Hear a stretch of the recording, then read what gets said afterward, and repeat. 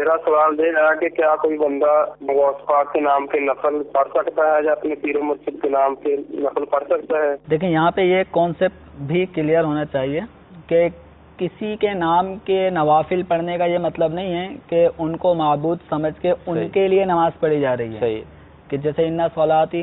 و نسکی و محیایا و مماتی للہ رب العالمین، میری نماز، میری قربانی، میرا جینا مرنا اللہ رب العالمین کے لیے ہے۔ تو جب ہم نماز پڑھتے ہیں وہ اللہ کی عبادت کر رہے ہوتے ہیں، لیکن اس عبادت پر اللہ تعالیٰ کی ذات سے، اللہ کی بارگاہ سے ہمیں ثواب کی امید ہے، تو یہ ثواب ہم بزرگوں کو پہنچا رہے ہیں۔ تو سائل کا مطلب بھی یہی ہے کہ غوث پاک یا پورے مرشد کے نام کی نماز پڑھنا، تو نام کی نماز پڑھنے کا مطلب یہ نہیں ہے کہ ان کی عبادت کی جا رہی ہو، بلکہ مطلب یہ ہے کہ جو نماز پڑھی جائے گی اس پر جو ثواب ملے گا وہ ثواب میں حضور غوث اعظم رضی اللہ تعالیٰ عنہ یا خواجہ غریب نواز رحمۃ اللہ علیہ یا اپنے پیر و مرشد کے روح کو اس کا ثواب پیش کر رہا ہوں۔ یاد رکھیں یہ ایصال ثواب جو ہے صرف مردے ہی کو نہیں کیا جاتا،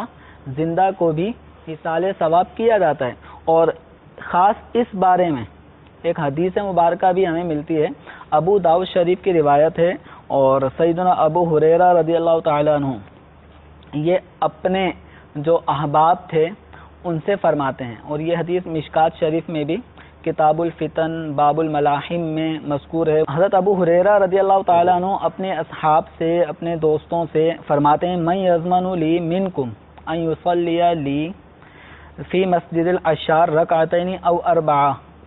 کہ تم میں سے کوئی اس بات کی گارنٹی لیتا ہے کہ وہ مسجد اشار جا کر میرے لیے 2 رکعت یا 4 رکعت پڑھے۔ پھر فرماتے ہیں وہ نماز پڑھنے کے بعد یہ کہے وَيَقُولُ هَذِهِ لِأَبِي هُرَيْرَةَ، کہ یہ جو میں نے رکعتیں پڑھی ہیں یہ ابو ہریرہ کے لیے